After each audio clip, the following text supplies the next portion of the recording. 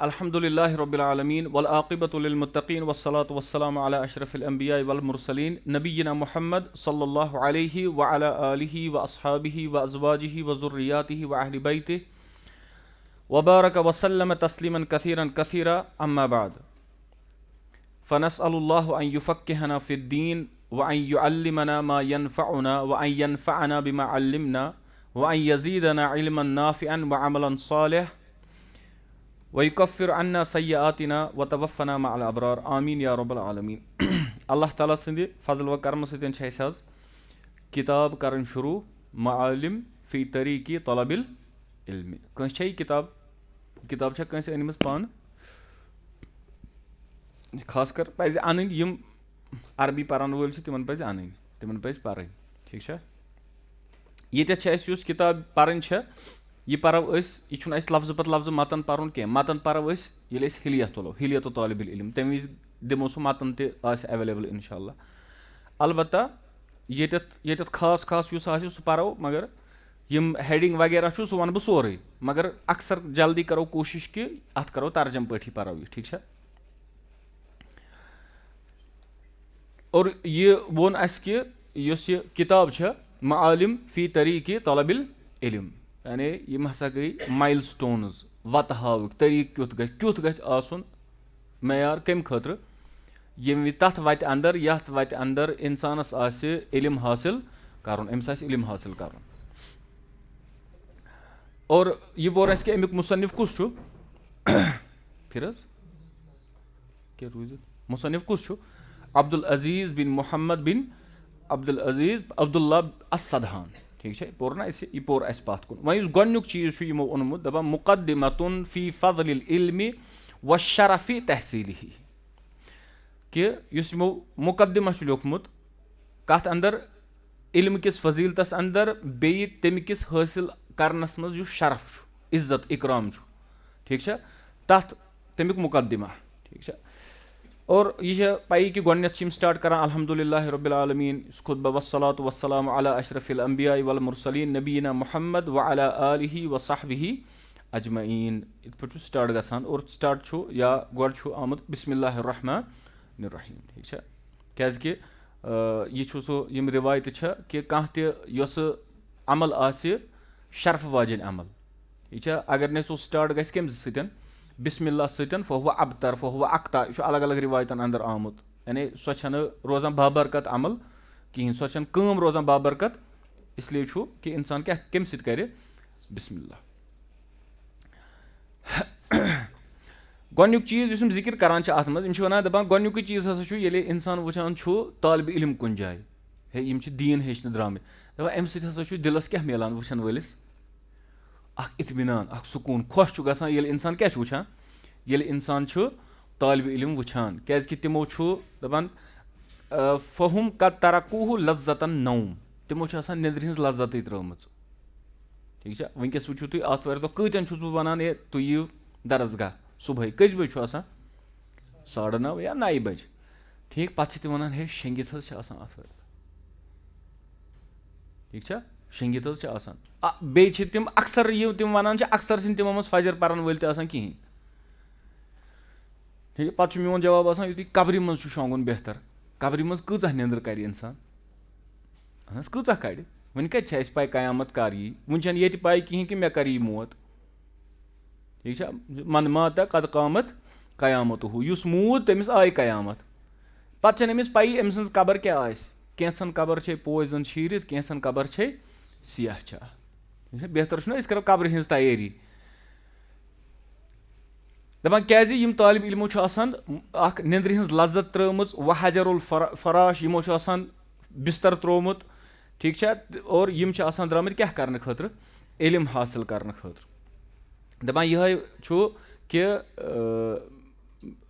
अल्लाह ताला यिहंद खतर बयान करान इन्नमा यख्शल्लाहु मिन इबादिहिल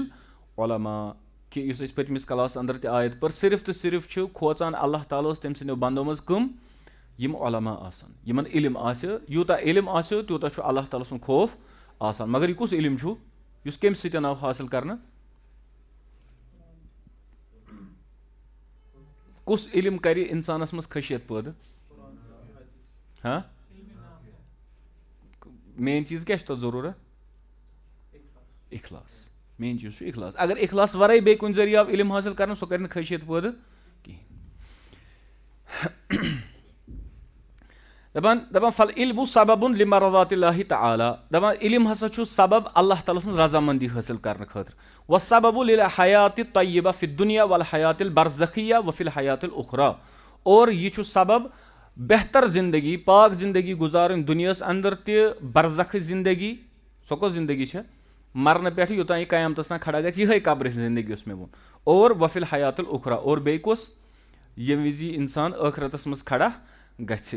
ठीक है सो जिंदगी उखरवी जिंदगी ते आसे अम सज बेहतर और सह कम बन बेहतर सो बन इल्म सतन बेहतर मगर अम इल्म खतर वन मेहनत मशक्कत करें तुम वो पोर क्या मुकदमतुन फी फज़लिल इल्मि व शरफ़ि तहसीलिही कि अमिस गछ पाय आसन कि अत इल्मस कूचा फजीलत और अमकिस हासिल करनस मज कूता शरफ अकिस इंसानस ये चीज आसी तेल क्या कर इंसान हासिल इल्मस मज इल्मच लज्जत ना सो अलग लज्जत इल्मस सह मज़ यमिस यह मज़ गो ना हासिल अमिस अम पत् अमिस अम वराई कह मज़ लगा कहें यह वन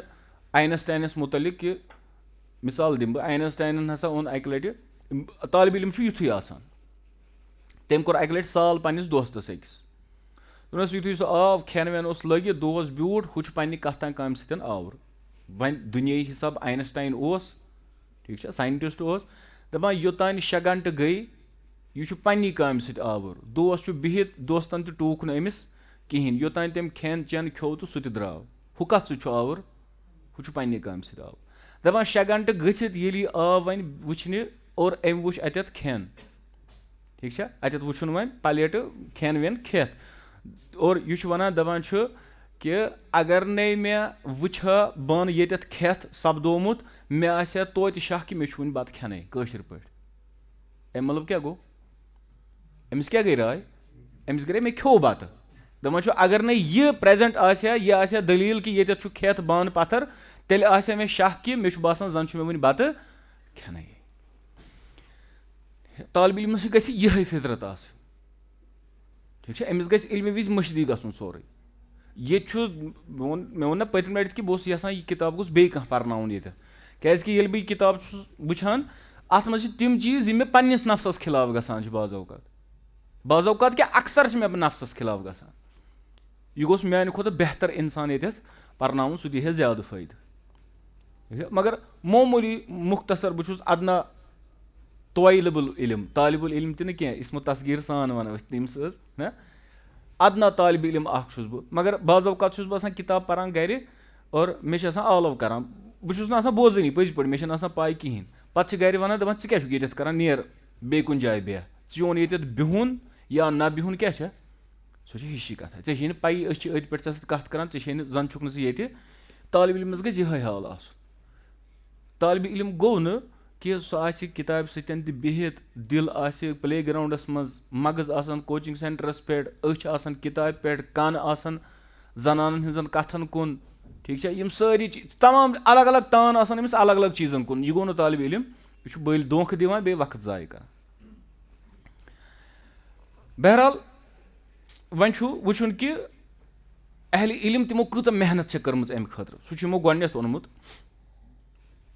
इमाम शुअबा रहमहुल्लाह तिमन मुतलिक बयान करने कि अकि रेतुक सफर कोर तिमो सिर्फ अख हदीस बोजन खतर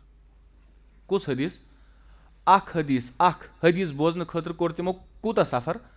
अकि रेतुक सफर और यह सफर कत पे तम वज गुर या ऊंट यह कोर तिमो यह बूझ तिमो कि फलान जाय ब्या नफर हदीस बयान करान युस न मे पाई कहें अकि रेतुक सफर कोरुक हदीस बोजन खतर ठीक है अ माज बत गड़ AC तना बाइक तनो बह कर कत अहमदनगर कन हना ये वन चिराग तले अंधेरा सू मामल गसान ठीक है ये चोंग तत अक्सर क्या अनगट यह चोंगिस खता क्या ठीक है इथे पे दपान जबर जाबिर बिन अब्दुल्ला रज़ियल्लाहु ताला अन्हु افضل تریٖن صحابی اوس تِم چھِ بیان کران دپان اسہِ نِش ہسا وٲژ کتھ کہِ اکھ شخص چھُ مِن اصحابِ رسول اللہ صلی اللہ علیہ وسلم حدیثُن سمعہ من رسول اللہ تٔمۍ چھُ اکھ حدیث یُس تٔمۍ بوٗزمُت چھُ نبی اکرم صلی اللہ علیہ وسلم لم اسمعہ منہُ اور مےٚ چھُنہٕ سُہ بوٗزمُت وٕنہِ کِہینۍ یہِ چھُ صحابی رسول صلی اللہ علیہ وسلم دپان فبتعت بعیرن مےٚ کوٚر پنُن اوٗنٹ تیار فشددت علیہ رحلی اور امہِ پتہٕ تھوٚو مےٚ تٔمِس پٮ۪ٹھ پنُن سامان فصرت الیہ شہرن مےٚ تہِ لوٚگ تٔمِس تام واتان واتان کوٗتاہ کال اکھ رٮ۪تھ دپان حتیٰ اتیت شام یوٚتام بہٕ ووتُس کوٚت شام فاذا هو عبداللہ بن انیس الانصاری اور سُہ صحابی اوس تٔمۍ سُنٛد ناو اوس عبداللہ بن انیس الانصاری رضی اللہ تعالیٰ عنہ دپان فارسلت الیہ مےٚ سوٗز تٔمِس کُن نفر ان جابرن علی الباب کہِ تٔمِس ووٚن جابر کتٮ۪تھ چھُ دروازس پٮ۪ٹھ دپان فرجع الیہ رسولا تٔمۍ سُنٛد یُس ایلچی آو سُہ آو مےٚ نِش واپس دوٚپُن سُہ چھُ ونان جابر بن عبداللہ چھا جابر بن عبداللہ دوٚپنس نعم دپان فرجع الرسول الیہ فخرج الیہ فاتقنی واتنقتہ دپان پتہٕ سُہ درٛاو تٔمۍ کوٚر یعنی اسہِ کوٚر پانہٕ ؤنۍ نالمُت صحابی رسول صلی اللہ علیہ وسلم دپان قال قلت مےٚ ووٚن تٔمِس حدیثن بلغنی انک سمعتہ من رسول اللہ میون وجہ چھُ اکُے بہٕ آس کہِ مےٚ بوٗز ژےٚ چھُتھ اکھ حدیث بوٗزمُت نبی اکرم صلی اللہ علیہ وسلمس نِشن فی المظالم لم اسمعہ یعنی ژےٚ چھُتھ حدیث بوٗزمُت مےٚ چھُنہٕ سُہ بوٗزمُت کہیٖنۍ فخشیتُ اور مےٚ گوٚو خوف ان اموتا او تموتا قبل ان اسمعہ بہٕ مرٕ سُہ حدیث بوزنَے یہِ گوٚو مےٚ خوف امی آس بہٕ اکھ رٮ۪تھ سفر کٔرِتھ کٔمِس نِش ژےٚ نِش اور سٲنۍ حالت وٕچھِو تُہۍ یِہے وجہ چھُ کہِ أسۍ چھِ 1400 ؤری کوٚت پتھ یہِ چھُ سہل ونُن آسان ہے بہٕ تہِ آسہٕ ہا صحابن ہٕنٛدِ وقتہٕ حسن بصری رحمہ اللہ صٲبس ییٚلہِ سوال آو کرنہٕ دوٚپمس ہے أسۍ کیازِ نہٕ اور یہِ چھُ تابعی بیان کران تابعیٖز چھُ بیان کران تَوَے دوٚپمس أسۍ کیازِ ٲسۍ نہٕ صحابن ہٕنٛدِ وقتہٕ شُکر کر أسۍ ٲسۍ نہٕ صحابن ہٕنٛدِ وقتہٕ کِہینۍ أسۍ نہ آسو نہٕ کنہِ کھٮ۪نہٕ والیو منٛز کینٛہہ ڈِفینڈ کران پانس کنہِ کھٮ۪وان اور ڈِفینڈ کران رسول اللہ صلی اللہ علیہ وسلم أسۍ ما آسو کنہِ لگاون والیو منٛز ٹھیٖک چھا یہِ چھُنہٕ اسہِ باسان کِہینۍ أسۍ زاے مُسلمان گرس انٛدر اسہِ وٕچھ نٮ۪ماز روزٕ یِم چیٖز عیٖد وغیرہ یہِ چھُ پکان ٹھیٖک چھا پننِس دِلس اگر أسۍ پرژھو کہِ اگر اللہ تعالیٰ کٔرِنۍ رحم اگر أسۍ کٲفِر گرس انٛدر پٲدٕ گژھو کیٛاہ سٲنۍ تحقیٖق اور محنت ٲسا تیٖژاہ کہِ أسۍ بنہو مُسلمان پتہٕ بنہو أسۍ چھِنہٕ سیوٚد مُسلمان بنان یِتھ پٲٹھۍ مُسلمان ٲسِتھ چھِنہٕ أسۍ سیوٚد مُسلمان بنان پتہٕ چھنہٕ کتھٕے کہِ پتہٕ کرو أسۍ تحقیٖق پتہٕ کوٚت واتو پتہٕ بنو أسۍ مُسلمان یِتھٕے پٲٹھۍ چھُ ابوٗ زُرعہ چھُ تٔمِس مُتعلق چھُ یا محمد بن نصر یِتھٕے پٲٹھۍ چھُ کۭتہن ہُنٛد آمُت کہِ تِم ٲسۍ فیہُم یقطعون المسافات تِم ٲسۍ تیوٗتاہ سفر کران علم ہیٚچھنہٕ خٲطرٕ التی تنقطع دونہما رِقاب المُطیع کہِ یُس اوٗنٹن ہُنٛد یِم یا گُرٮ۪ن ہُنٛد چھُنہ کھۄر آسان تلہٕ دپان تِم تہِ ٲسۍ ژھٮ۪نان تِمن تیوٗتاہ سفر ٲسۍ تِم کران کمہِ خٲطرٕ علم حٲصِل کرنہٕ خٲطرٕ دپان امی چھُ ابن قیم رحمہ اللہ صٲب بیان کران دپان کُلُّ ما کان فی القرآنِ دپان ہر کانٛہہ سُہ چیٖز یتھ منٛز قرآنس منٛز ییٚتٮ۪تھ مدح آمٕژ چھِ لِلعبدِ کٲنٛسہِ تہِ بنٛدس خٲطرٕ ییٚتٮ۪تھ تعریٖف آمٕژ چھِ دپان فہوا من ثمرۃ العلمِ سُہ چھُ نتیٖجہٕ کمیُک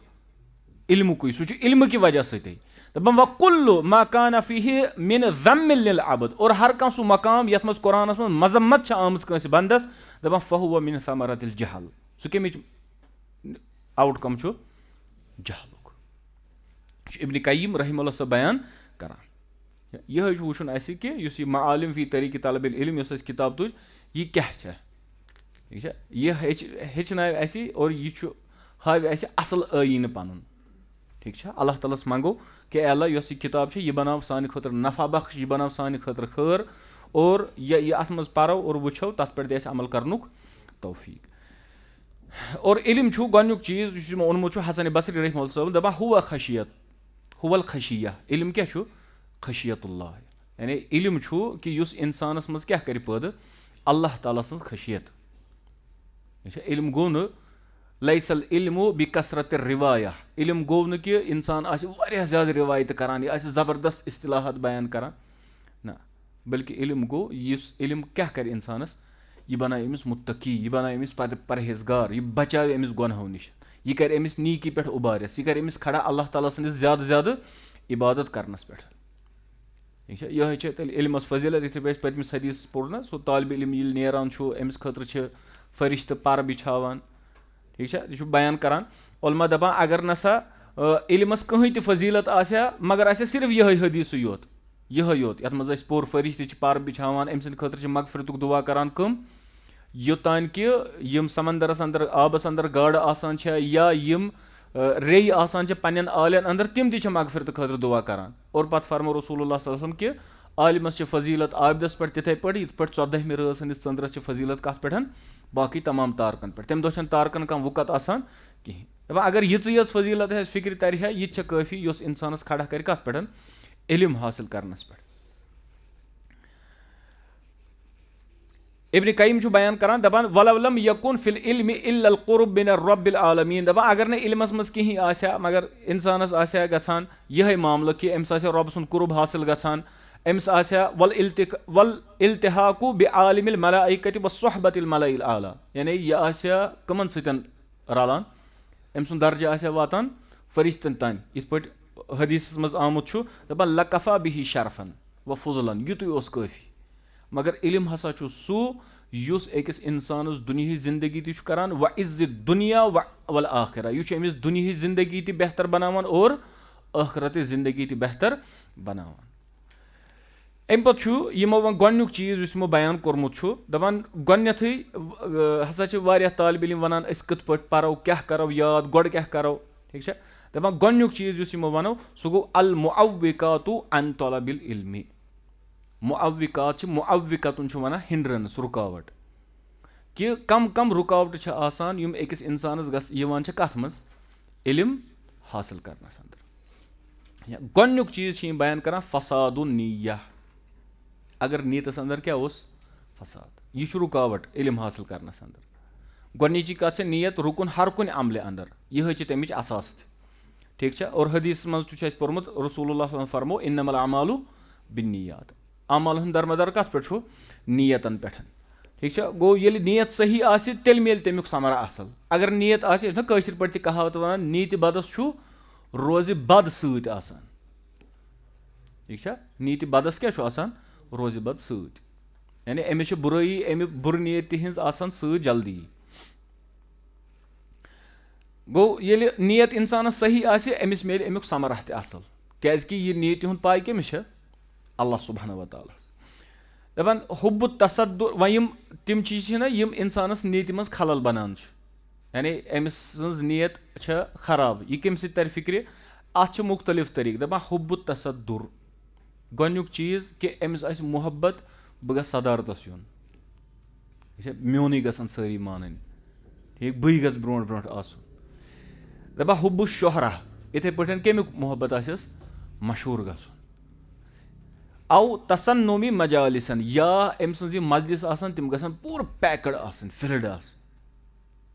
أمۍ سٕنٛز مجلس گژھن زبردست ہے فلٲنۍ سٕنٛز مجلس چھِ ٹھیٖک چھا أمِس آسہِ یِہے پننہِ نیتہِ منٛز کہِ میون معاملہٕ کیُتھ گژھِ آسُن دپان یِہے چھُ فساد النیہ مگر یُس طالبہِ علمہِ ہُنٛد معاملہٕ چھُنہ اکثر یُس أسۍ وٕچھان چھِ کہِ یِم چھِ بیان کران دپان ییٚلہِ ہسا انسان آسان چھُ طالبہِ علمی اصلاف تہِ ٲسۍ بیان کران دپان یِتھُے أسۍ طالبہِ علمی سٹارٹ کٔر تمیُک وجہ گوٚو تمہِ وِزِ ٲس نہٕ أسۍ نیت صحیح گۄڈٕ کینٛہہ یِتھُے لۄکٕٹۍ ٲسۍ ٹھیٖک کُنہِ وِزِ ٲسۍ أسۍ بوزان ہُہ چھُ کران بحث ہُہ چھُ ونان یِتھ پٲٹھۍ أسۍ ٲسۍ نہ بہٕ تہِ کرٕ ہا عربی پٲٹھۍ کتھ بہٕ تہِ کرٕ ہا یِتھ پٲٹھۍ بہٕ تہِ کرٕ ہا تِلاوت بہٕ تہِ گژھٕ ہا اجتماعس منٛز بہٕ تہِ پرٕ ہا کرٕ ہا تِلاوت تتٮ۪تھ مےٚ تہِ ونہن مےٚ تہِ دِہن انعام گوٚو اصل اخلاص اوس نہٕ گۄڈنیتھ کہیٖنۍ کتھ چھا سمجھ یِوان یہِ چھُ گژھان اور یہِ چھُ ہر کُنہِ عبادتس انٛدر اکثر گژھان نیتس پٮ۪ٹھ چھِ امی بے انتہا محنت انسانس کرٕنۍ اخلاصس پٮ۪ٹھ چھِ بے انتہا محنت کرٕنۍ یہِ چھا کیٛاہ بعض اوقات چھُ انسان نیک نیتی سان کانٛہہ عمل شروٗع کران منٛزٕ باغ چھُ بعض اوقات عملہِ منٛز کیٛاہ گژھان نیتہِ منٛز چھُ گڑبڑ گژھان منٛزٕ باغ چھُ بعض اوقات اتھ چھُ امہِ وِزِ دِفاع آسان انسانس کرُن دپان مگر ییٚلہِ انسانس نیتس کینٛہہ تہِ اگر گژھان چھُ مگر انسانس چھِ محنت کرٕنۍ اور امہِ پتہٕ چھِ یِم بیان کران یۄس سۄ آیت چھِ سورہ عنکبوٗتٕچ لاسٹٕچ آیت والذیٖنَ جاہدوٗ فیٖنا لنہدینہُم سُبُلنا یِم تہِ سانہِ وتہِ منٛز محنت تہٕ مشقت کرن أسۍ لازمی طور ہاوو تِمن پنٕنۍ وتھ وَإِنَّ اللّٰهَ لَمَعَ الْمُحْسِنِیٖن اور اللہ تعالیٰ چھُ سۭتۍ کٕمن محسنیٖنن احسان کرن والٮ۪ن یِمن چھُ اللہ تعالیٰ سۭتۍ گوٚو انسانس چھِ محنت کرٕنۍ پننہِ نیٖتی پٮ۪ٹھ کَنٹِنیوٗ اللہ تعالیٰ کَرِ أمِس اِخلاص عطا. أمِس چھُ سفیان الثوری رحمہ اللہ صٲب بیان کران دَپان سفیان الثوری علی ورعہ و جلالی قدرہ جلالتِ قدرہ. اَمہِ پتہٕ کہِ سفیان الثوری اوس کُس یہِ چھُ اَسہِ ذہنس انٛدر تھاوُن. یہِ چھُنہٕ عام اِنسان کتھ کران بلکہِ یہِ کٔمۍ سُنٛد قول چھُ سفیان الثوری رحمہ اللہ. دَپان تِم ٲسۍ بیان کران دَپان ما عالجتُ شیئا اشد علیہ من نیتی. دَپان ساروی کھۄتہٕ زیادٕ یتھ چیٖزس پٮ۪ٹھ مےٚ علاج پیٚو کرُن یعنی محنت پیٚیہِ کرٕنۍ سُہ سنبھالنس منٛز سۄ کیاہ چھےٚ سۄ چھِ نیت ساروی کھۄتہٕ زیادٕ.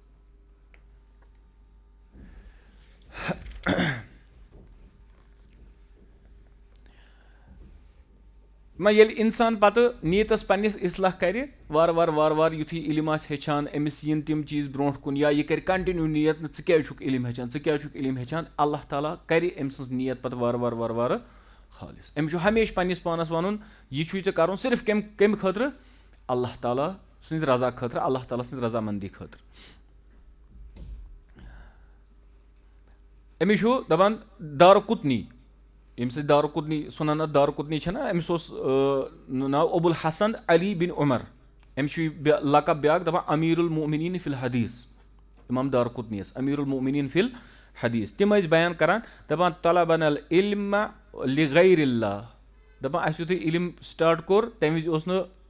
للہ سُہ علم حٲصِل کرُن سٹاٹ کہیٖنۍ. فابا ان یکوٗنہ الا للہ.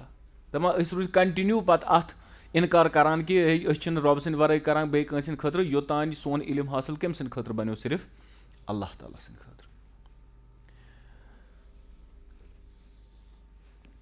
گوٚو اِنسانس گژھِ نہٕ آسُن ییٚلہِ سُہ کانٛہہ تہِ کٲم کرِ خاص کر أسۍ کرو علمٕچ کتھ یہِ گژھِ نہٕ آسُن اِنسانس کہِ بہٕ گژھٕ برونٛٹھ یُن میٲنۍ کتھ گژھن بوزٕنۍ. یہِ کمیُک خطرٕ چھُ یہِ کتھ منٛز چھُ یہِ چھُ انسانس نِوان کہِ یہِ چھُ انسانس علمس پتہٕ رُکاوان. یہِ ووٚن مےٚ پٔتِم لٹہِ تہِ. امیُک وجہ کیاہ چھُ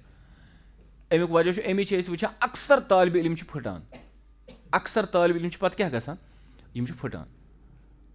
ٹھیٖک چھا. بعض اوقات وٕچھِو تُہۍ کُنہِ جایہِ ونان آز حظ چھُ کلاس کرُن سٹاٹ تتہِ ٲسۍ یی فلٲنۍ شیخ پرناونہِ. گۄڈنیُک دۄہ آسہِ کمرٕ بٔرِتھ گۄڈنیُک دۄہ آسہِ نہٕ جایی. دوٚیِم کلاسس منٛز چھُ آسان نٮ۪صفا گوٚمُت اینڈس چھِ آسان 2-3 نفر پران. ٹھیٖک چھا. یِتھُے ہُم چھِنہ یِوان یا چھِ تِمن آسان تعصُب شیخس سۭتۍ ہے شیخ صٲبہٕ فلٲنۍ صٲب حظ أمۍ سٕنٛز کتھ چھِ بوزٕنۍ مگر سۄ چھنہٕ نیت چھنہٕ آسان صحیح.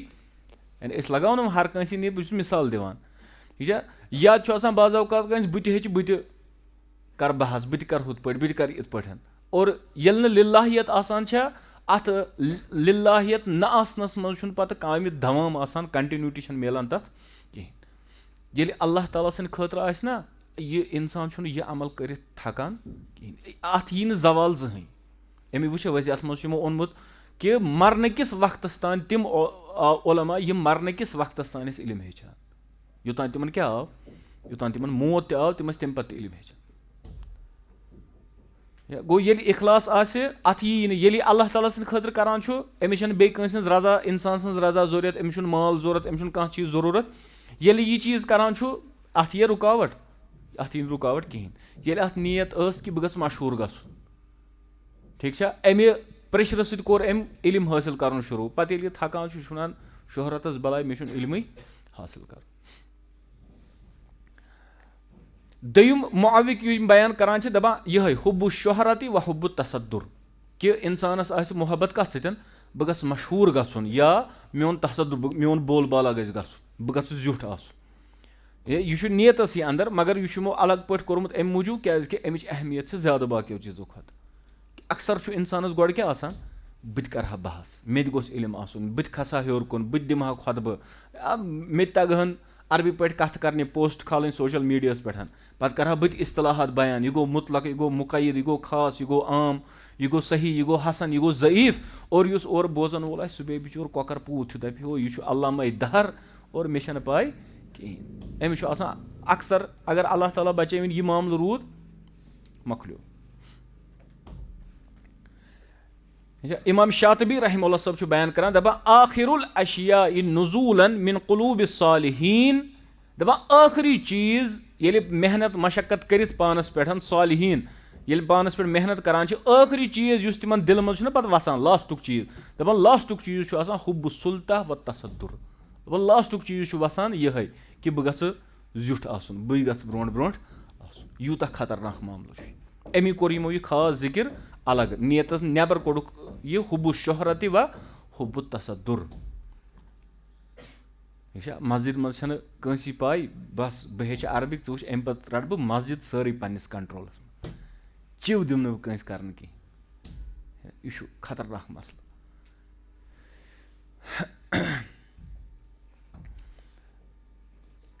وٕچھِو تُہۍ سُہ حدیٖث یہِ چھُ بڑٕ خطرناک حدیٖث کہِ یتھ منٛز رسول اللہ صلی اللہ علیہ وسلم فرموو مُسلمُک حدیٖث چھُ تتھ منٛز فرموو اِنَّ اَوَّلَ النَّاسِ یُقضىٰ یومَ القیامہ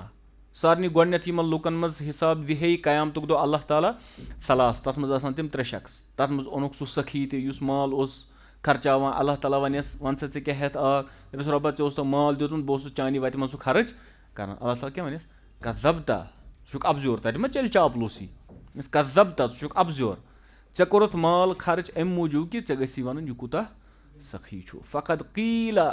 اللہ تعالیٰ چھُنہٕ ظٲلِم کِہینۍ یہِ گژھِ یاد تھاوُن اللہ تعالیٰ چھُنہٕ کٲفرَس سۭتۍ تہِ ظُلُم کران دُنیاہَس اندر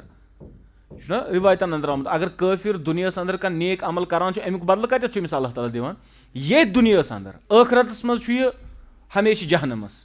مگر اگر یہِ کانٛہہ نیکی کران چھُ أمِس چھُ اللہ تعالیٰ دُنیاہَس منٛز تمیُک بدلہٕ دِوان چاہے کُنہِ تہِ طریٖقہٕ دِیَس مگر بدلہٕ دِیَس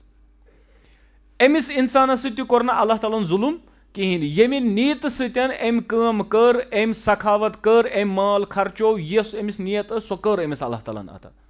اللہ تعالیٰ کرٮ۪س بیان فقط قیٖلا سۄ آے ژےٚ وننہٕ ییٚمہِ خٲطرٕ ژےٚ عمل کٔرٕتھ سُہ گوٚے ژےٚ مسلہٕ حل مگر ییٚتہِ کیٛاہ یی ییٚتہِ گوٚو جہنم اَمہِ پتہٕ کُس یی بیٚیہِ کُس چھُ بیٚیہِ چھُ شہیٖد ٹھیٖک چھا عالِم ونہٕ بہٕ بیٚیہِ کُس چھُ ییٚمۍ زوٗ قۄربان کوٚر یہِ ما چھِ معموٗلی کتھ اللہ تعالیٰ ہن ژٕ کیٛاہ رۄبا چون زوٗ چانہِ وتہِ منٛز کوٚرُم قۄربان مےٚ کذبتا ژٕ تہِ ابزور دپان کۭژاہ ضروٗرت چھِ انسانس پننِس نیتس کیٛاہ کرٕنۍ اصلاح ٹھیٖک چھا یہِ درٛاو زوٗ ہٮ۪تھ اللہ تعالیٰ ونٮ۪س پگاہ کیٛاہ کذبتا ژٕ تہِ ابزور ژےٚ ووٚنُکھ اَمہِ موٗجوٗب درٛاکھ ژٕ جہاد کرنہٕ خٲطرٕ لُکھ ونان یہِ کوٗتاہ بہادُر چھُ لٔگۍ دۄیو اتھو چھُ 2 تلوار چلاوان ٹھیٖک چھا پٮ۪ٹھٕ چھُ ینہٕ پٮ۪ٹھ یہِ ارتُگُل ورتُگُل درٛاو تنہٕ پٮ۪ٹھ ژاو لُکن بیٚیہِ پٮ۪ٹھٕ چھِ تِم تبرٕ بناوان پتہٕ آسان تبرٕ نژناوان ٹھیٖک چھا ہے یہِ کوٗتاہ بہادُر چھُ اللہ تعالیٰ ونٮ۪س فقط قیٖلا بہادُر آے ژےٚ وننہٕ یہِ کوٗتاہ بہادُر چھُ ییٚتہِ گوٚو جہنم اور 3 فرموکھ دپان وَرَجُلٌ تَعَلَّمَ الْعِلْمَ وَعَلَّمَهُ یُس علم ہیٚچھِ تہٕ ہیٚچھنایہِ وَقَرَأَ الْقُرْآنَ اور بیٚیہِ آسہِ قرآن پران فَأُتِیَ بِهِ اور اَمہِ پتہٕ یی یِہے عمل ہٮ۪تھ یہِ فَعَرَّفَهُ نِعَمَهُ فَعَرَّفَهَا اللہ تعالیٰ ہاوِ أمِس پننہِ نعمتہٕ اور یہِ پرزناوِ رۄبہٕ سٕنٛز نعمت قال اَمہِ پتہٕ ونٮ۪س اللہ تعالیٰ فَما فَعَلْتَ فِيهَا ون سا ژےٚ کیٛاہ کوٚرُتھ قال یہِ اِنسان وَنہِ تَعَلَّمتُ الْعِلْمَ وَعَلَّمتُهُ مےٚ ہیوٚچھ علم اور علم ہیٚچھنووُم وَقَرَأْتُ فِيكَ الْقُرْآنَ اور بہٕ اوسَے قرآن پران قال اللہ تعالیٰ وَنٮ۪س کذبتا ژٕ تہِ ابزور اللہ تعالیٰ بچٲوِنۍ اَمہِ نِش ٹھیٖک چھا منٛز وَلَكِنَّكَ تَعَلَّمْتَ الْعِلْمَ کیٛازِ مگر ژےٚ پوٚرُتھ علم کمہِ موٗجوٗب لِيُقال تاکہِ ژےٚ یی نَے وَننہٕ عالِمُن یہِ ہسا گوٚو عالِم وَقَرَأْتَ الْقُرْآنَ اور ژےٚ پوٚرُتھ قرآن اَمہِ موٗجوٗب لِيُقال تاکہِ ژےٚ یی وَننہٕ ہُوَ قارِعُن یہِ گوٚو ہے کوٗتاہ بہتریٖن قاری چھُ ہے یہِ چھُ برابر مِشٲعری ہیوٗ یہِ چھُ برابر شُرامہِ ہیوٗ یہِ چھُ آسان دَپان اللہ تعالیٰ وَنٮ۪س فقط قیٖلا سُہ آے دُنیاہَس منٛز ژےٚ وَننہٕ ثُمَّ أُمِرَ بِهِ فَصُحِبَ عَلَى وَجْهِهِ حَتَّى أُلْقِيَ فِي النَّارِ اَمہِ پتہٕ یی حُکُم دِنہٕ اَمہِ پتہٕ یی بٕتھِ کھکھرِ نِنہٕ اور یہِ ترٛاونہٕ جہنمس انٛدر أمی ٲسۍ اصلاف تِم ٲسۍ پنُن علم چھُپاوان تِم ٲسۍ نہٕ پنُن علم زیادٕ ظٲہِر کران ٹھیٖک چھا تِم ٲسۍ نہٕ ظٲہِر کران کھرٛٹہٕ کٔرِتھ وۄنۍ چھُ آسان معموٗلی أمۍ کینٛہہ کرنے تہٕ ژھٕن سا باقین تام وات تِمن ترِ فِکرِ بہٕ تہِ چھُس کُس تانۍ ٹھیٖک چھا أمۍ ٲسۍ حدیٖثس انٛدر چھُ آمُت رسول اللہ صلی اللہ علیہ وسلم اے عرب اخوفو ما اخاف علیکُم ساروی کھۄتہٕ خوف یُس بہٕ تۄہہِ پٮ۪ٹھ کھٮ۪وان چھُس اشرکُ وشہوۃ الخفیہ اکھ شرک بیٚیہِ خفی شہوت ٹھیٖک چھا یہِ چھُ سلسلۃ الصحیحس انٛدر البانی صٲبن اوٚنمُت اور ابن اسیٖر چھُ بیان کران دپان اِنَّ شہوۃ الخفیہ دپان یُس ہسا یہِ شہوۃ الخفیہ لفظ چھُ دپان حُبُّ اطلاع الناس علی العمل یہِ گوٚو کہِ محبت آسُن لُکن گژھِ پاے لگٕنۍ کہِ بہٕ کیٛاہ عمل چھُس کران دپان یِہے گوٚو لُکن گژھِ پاے لگٕنۍ یہِ چھِ امِچ مِثال بہٕ دِوان یِتھ پٲٹھۍ اِنسان چھُنہ کانٛہہ اِنسان چھُ تہجُد گُزار آسان اللہ تعالیٰ بَنٲوِن اَسہِ تہِ سارنٕے تہجُد گُزار بیٚیہِ نیک نیٖتی وول تہجُد گُزار یہِ عمل کٔمِس چھِ صرف پاے آسان رۄبَس تہٕ بنٛدَس یہِ ما چھِ بیٚیہِ کٲنٛسہِ پاے آسان کِہیٖنۍ اَتھ منٛز تہِ چھُ أمِس شیطان ژانان نہ لُکَن چھُ یہِ وَنُن پَتہٕ کیٛاہ چھُ سُہ پَتہٕ چھُ آسان تہجُد پَتہٕ چھُ سُہ صُبحن وۄتھان آفِس گژھِ سکوٗل گژھِ کالیج گژھِ دُکان نیرِ کُنہِ تہِ جایہِ نیرِ پَتہٕ چھُ آسان کَران دۄہَس پَتہٕ تھوٚکُس ژٕ کَمہِ سۭتۍ تھوٚک ہے بہٕ چھُسے نہ تہجُد پَران ہُمِس کَتہِ ٲس پاے یہِ چھُ تہجُد أمِس کیٛاہ چھُ یہِ کَرُن وٲے زامٕنۍ کَرٕنۍ تاکہِ ہُہ پِرٛژھِ اور بہٕ کیٛاہ وَنہٕ أمِس بہٕ چھُسے تہجُد پَران یِم چیٖز چھِنہٕ اِنسانَس تَران فِکرِ یوٚتام أمِس بعض اوقات اللہ تعالیٰ کٔرِنۍ رحم أمِس چھُ آسان عملن ڈوٹھ پیوٚمُت اور أمِس چھَنہٕ پَیی آسان دَپان یِتھَے پٲٹھۍ فاروق اعظم یعنی عمر بن خطاب رضی اللہ تعالیٰ عنہُ دَپان انہُ عاتبَ عُبیَّن تِم ٲسۍ عُبَے بِن کعبَس روب کران اِندَما رأى الناس یمشون خلفہُ ییٚلہِ تِم وٕچھان ٲسۍ لُکھ ٲسۍ پَکان عُبَے بِن کعبَس پٔتۍ کِنۍ اور یِتھُے قول چھُ عبداللہ بن مسعوٗد صٲبَس نِش تہِ منقول یعنی عُبَے بِن کعب اوس پَکان لُکھ کَتٮ۪تھ ٲسۍ تٔمِس پَکان تِم ٲسۍ تٔمِس پَتہٕ پَکان فنحرہُ وزجرہُ قائلن اور اَمہِ پَتہٕ ٲسِس ڈانٛٹ ڈپٹ کران ٹھیٖک چھا روب کران یہِ وَنان کُف عن ہاذا اَمہِ نِش روٗزِو پَتھ یعنی کٲنٛسہِ پَتہٕ چھُنہٕ پَکُن یِتھ پٲٹھۍ یہِ ٲسۍ کٔمِس وَنان عُبَے بِن کعبَس رضی اللہ تعالیٰ تٔمِس پَتہٕ کُف عن ہاذا اَمہِ پَتہٕ ٲسۍ پَران فإنها فتنة للمتبوع مذلة للتابع یہِ کٲنٛسہِ پَتہٕ پَکُن ہسا چھُ فِتنہٕ تٔمِس خٲطرٕ ییٚمِس پَتہٕ آو پَکنہٕ ہُمِس گژھِ پَننہِ جایہِ شیطان آو سُہ کیاہ وَنہِ تٔمِس ژٕ چھُکھ بوٚڑ ژٕ چھُکھ برونٛٹھ پٔتۍ کِنۍ چھِ أمِس 10 نفر پَکان دَپان مذلة للتابع اور یِمن پَتہٕ پَکان والٮ۪ن خٲطرٕ چھِ ذلت اَمی وٕچھِو نبی اکرم صلی اللہ علیہ وسلم ٲسۍ نہٕ صحابن منٛز آسان ہُتھ پٲٹھۍ برونٛٹھ نیران کۭتیاہ رِوایتن منٛز چھُ آمُت کہِ نبی اکرم صلی اللہ ییٚلہِ صحابن منٛز ٲسۍ آسان بِہِتھ تِم کَتٮ۪تھ ٲسۍ آسان تِم ٲسۍ منٛزٕ یعنی یہِ اوس نہٕ فِکرِ تران خاص وۄنۍ چھُ یہِ الگ صدارتس پٮ۪ٹھ بِہِتھ الگ پٲٹھۍ نہ کانٛہہ شخص اوس یِوان اَینا محمد صلی اللہ علیہ وسلم کَتہِ پتہٕ اوس دَپان یہِ کیاہ چھُ یِتھٕے پٲٹھۍ وٕچھِو ابوٗ بکر صدیٖق عمر رضی اللہ تعالیٰ ہٕنٛز زندگی کیاہ ٲس ٹھیٖک چھا سون معاملہٕ چھُ نہ میٲنۍ گژھِ پاے لگٕنۍ سارنٕے میون گژھِ پاے آسٕنۍ یہِ چھُ کُس تانۍ اَمی چھُ رسول اللہ صلی اللہ علیہ وسلم فرمو تہِ کہِ اِنسانس خٲطرٕ چھُ ہلاکت تہٕ بربٲدی ہُنٛد ہلاک تہٕ برباد گژھن سُہ یُس کٕم پلو لاگہِ یِم شہرتٕکۍ پلو لاگہِ شہرتٕکۍ پلو یعنی أمِس چھُ آسان ؤنۍتو تیُتھ معاملہٕ یہِ چھُ تِم پلو لاگان ییٚمہِ سۭتۍ یہِ مشہوٗر یژھان چھُ گژھُن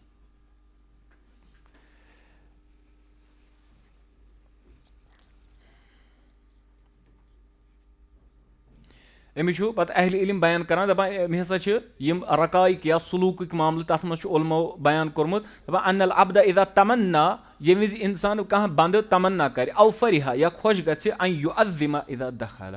کہِ أمِس گژھِ تعظیٖم یِنۍ کرنہٕ یُتھُے کیاہ آسہِ یُتھُے یہِ اٮ۪نٹر آسہِ کران کُنہِ جایہِ أمِس گژھِ تعظیٖم فلٲنۍ صٲب ؤلِو دَپان وَ ان یکوٗن قصدہُ مقصوٗرن علی اعجاب الناس بِہِ دَپان أمۍ سُنٛد قصدٕے آسہِ کہِ لُکھ گژھن جُکِتھ روزٕنۍ یُتھُے یہِ یعنی عجوٗب گژھِ أمِس اَمہِ ذٔریعہٕ لُکن ہُنٛد معاملہٕ گژھِ یُتھُے آسُن وَ مدحہُم اور بیٚیہِ گژھن لُکھ أمِس تعریٖف کَرٕنۍ فحسبُ اور اَمہِ پتہٕ آسہِ یہِ رٲضۍ گژھان یہِ آسہِ خۄش گژھان دَپان فإن ذلِکَ بابٌ عظیٖمٌ من ابواب الریا والسُمعہ یہِ چھُ ساروی کھۄتہٕ بوٚڑ اکھ دروازٕ بڑیو دروازو منٛز کمہِ خٲطرٕ رِیاہ کٲری ہُنٛد یُس یہِ چیٖز آسہِ بہٕ اژٕ لُکھ گژھن مےٚ جاے ترٛاوٕنۍ وَلہٕ ژٕ ہیوٚر کُن یہِ چھِ دَپان وکان السلف رحمہ اللہ ابعد الناس عن حب الشہرا دَپان اَمی ٲسۍ اسلاف اکثر ساروی کھۄتہٕ زیادٕ ٲسۍ تِم محبت کتھ سۭتۍ کران کہِ تِم گژھن نہٕ مشہوٗر گژھٕنۍ کینٛہہ شہرتس ٲسۍ تِم کھوژان کیازِ کہِ ییٚلہِ وِزِ شہرت چھنہ اِنسانس فِتنس منٛز تراوان اللہ تعالیٰ کٔرِنۍ رحم پتہٕ چھُ یہِ تٔمِس شہرت بناونہٕ خٲطرٕ بعض اوقات باطلس حق ونان اور حقس باطل ونان تٔمِس شہرت کھۄتہٕ چھُ موتٕے بہتر أکِس اِنسانس خٲطرٕ ٹھیٖک چھا یہِ اکھ دوٚیِم پرو یہِ چھُ اکھ تھوڑا بہت دَپان اَمی چھُ اَمہِ پتہٕ چھِ یہِ مثال بیان کران دَپان ما جاء فی ابوٗ ایوٗب سختیانی رحمہ اللہ صٲب ایوٗب سختیانی کُس اوس تابعی ٲسۍ یِم زایہِ 68 ہجری انٛدر اور 131 ہجری انٛدر چھِ یِم گُزران یعنی مُتقدمیٖن بٔڑۍ بار تابعیٖن جلیٖل القدر ٲسۍ تابعیٖن بصرس انٛدر ٲسۍ یِم یِم چھِ بیان کران شعبس متعلق کیازِ اِمام شعبہ چھُ یِمن بیان کران دپان یِہے اِمام ایوب السختیانی رحمہ اللہ صٲب ٲسۍ فرماوان دپان ذُکِرتُ ولا احب ان اذکرہ دپان بہٕ اوسُس یِوان بعض اوقات ٲس میٲنۍ ذِکر یِوان کرنہٕ اور مےٚ اوس بے اِنتہا ناپسنٛد گژھان بہٕ اوسُس پسنٛد کران کہِ میون کتھ گوٚژھ نہٕ کانٛہہ کرُن کِہینۍ سون معاملہٕ کیاہ چھُ آسان سر میٲنۍ کتھ گژھِ برونٛٹھ گژھٕنۍ میٲنۍ راے گژھِ برونٛٹھ گژھٕنۍ لُکھ گژھن مے یوت مسلہٕ پرژھٕنۍ تِمن گژھِ آسٕنۍ پاے کہِ اگر کانٛہہ عٲلِم چھُ سُہ چھُس بٕے اِمام حماد رحمہ اللہ صٲب بیان کران دپان کُنتُ امشی معہوٗ بہٕ ہسا اوسُس أمِس سۭتۍ پکان یعنی یِہے اِمام ایوب دپان بہٕ ہسا اوسُس أمِس سۭتۍ پکان دپان فیاخُذُ فی طریٖقٍ اور تِم ٲسۍ گرا اکھ وتھ رٹان گرا بیاکھ وتھ رٹان اِنی لأعجب کیف یہتدی لہا دپان بہٕ اوسُس پتہٕ تعجب کران یِم کِتھ پٲٹھۍ چھِ وتہِ کران دپان وجہ کیاہ اوس آسان دپان فرارن من الناس ان یُقال ان ہذا ایوب دپان ییٚتٮ۪تھ تِم بٕتھِ کنۍ ٲسۍ نا لُکھ وٕچھان تِم ٲسۍ بدل وتھ رٹان امہِ موٗجوٗب کہِ لُکھ ٲسۍ یُتھُے وتہِ پکہِ تِم ٲسۍ ونان ہے یہِ گوٚو اِمام ایوب سختیانی صٲب دپان یہِ اوس یِمن ناپسنٛد گژھان امہِ وجہ سۭتۍ کیاہ ٲسۍ یِم بدلاوان امہِ وجہ سۭتۍ ٲسۍ یِم وتھٕے بدلاوان سون معموٗل چھُ تُہۍ أسۍ وتہِ پکو اگر نہٕ وٕچھ کانٛہہ أسۍ چھِ ژاس کران بڑِ پہن نہ أسۍ کرو ژاس یُس أمِس فِکرِ ترِ پتہٕ یی سُہ سلام کرنہِ ہے ژٕ چھُکھ حظ ٹھیٖک اصل پٲٹھۍ مولوی صٲب ٹھیٖک دپان بِشر بِن حارث چھُ بیان کران دپان ما اتقى الله ما احب الشہرہ سُہ انسان ہیٚکہِ نہٕ اللہ تعالیٰ سُنٛد تقوا شار بنٛدٕ ٲسۍتھٕے سُہ انسان ہیٚکہِ نہٕ تقوا حٲصِل کٔرتھٕے یُس شہرتس سۭتۍ محبت آسہِ کران سُہ ہیٚکہِ نہٕ مُتقی ٲسۍتھٕے ییٚمہِ سٕنٛدِس دِلس منٛز کیاہ آسہِ کہِ بہٕ گژھٕ مشہوٗر گژھُن اِمام احمد رحمہ اللہ صٲب ٲسۍ بیان کران اُریٖدُ ان اکوٗن فی شعبِ مکہ بہٕ چھُس یژھان کہِ بہٕ آسہٕ ہا مکہٕ چہِ کُنہِ دوٗر گاٹھی انٛدر حتیٰ لا اعرف یوٚتانۍ نہٕ مےٚ زانی کانٛہہ وقت بُلیٖتُ بالشہرہ یہِ چھُ اِمام احمد بیان کران دپان بہٕ آس آزماونہٕ شہرت کہِ وجہ سۭتۍ بہٕ چھُس یژھان بہٕ بیٚہمہٕ ہا کُنہِ جایہِ اور وۄنۍ کٔرِو تُہۍ انداز اگر آز اسہِ منٛز کٲنٛسہِ اِمام احمد صٲبُن علم آسہِ اَمہِ مطلب گوٚو نہٕ انسان بیٚہہِ ژوٗرِ انسانس اگر علم چھُ اسہِ چھُ باقین تانۍ واتناوُن مگر محنت ساروی کھۄتہٕ خاص محنت کتھ پٮ۪ٹھ چھِ کرٕنۍ انسانس گژھِ نہٕ یہِ چیٖز آسُن اتھ ٲسۍ یا علما بیان کران دپان اگر پنٕنۍ نیت آسہِ انسانس وٕچھِنۍ سُہ وٕچھِنۍ مثال کے طور پر اگرے مثال دۄن عٲلمن چھُ کُنہِ جایہِ کانٛہہ کتھ کرٕنۍ ہُمِس چھُ ٹاپِک ییٚمِس تہِ چھُ ٹاپِک تُہۍ تہِ کٔرزِ مثال 10 مِنٹن کتھ تُہۍ تہِ حظ کٔرزیٚو 10 مِنٹن کتھ مثال اگرے اے نفر چھُ بیٚیہِ چھُ بی ین چھُ کانٛہہ چیٖز تھوٚومُت ذہنس انٛدر مےٚ چھِ یِم کتھٕ وننہِ اور اے کھوٚت أمۍ سٕنٛدۍ یِہے کتھ ؤنِتھ دپان اخلاصُک معاملہٕ چھُ یُتھُے بی وتھِ یہِ گژھِ ونُن دپان چھُس یہِ مےٚ ونُن اوس تہِ سورُے ژھُن کٔمۍ ؤنِتھ سُہ ووٚن ییٚمۍ وۄنۍ چھنہٕ میانہِ وننٕچ ضروٗرت کینٛہہ دپان ریٖیُک معاملہٕ اور تعصُبُک معاملہٕ چھُ یِوان وٕچھ یہِ مےٚ ونُن اوس ژٕ ژھُن ییٚمۍ ؤنِتھ وۄنۍ کیاہ ونہٕ بہٕ أمِس کھسہِ شرارت أمِس گژھِ موٗڈٕے خراب یہِ مےٚ ونُن اوس تہِ ژھُن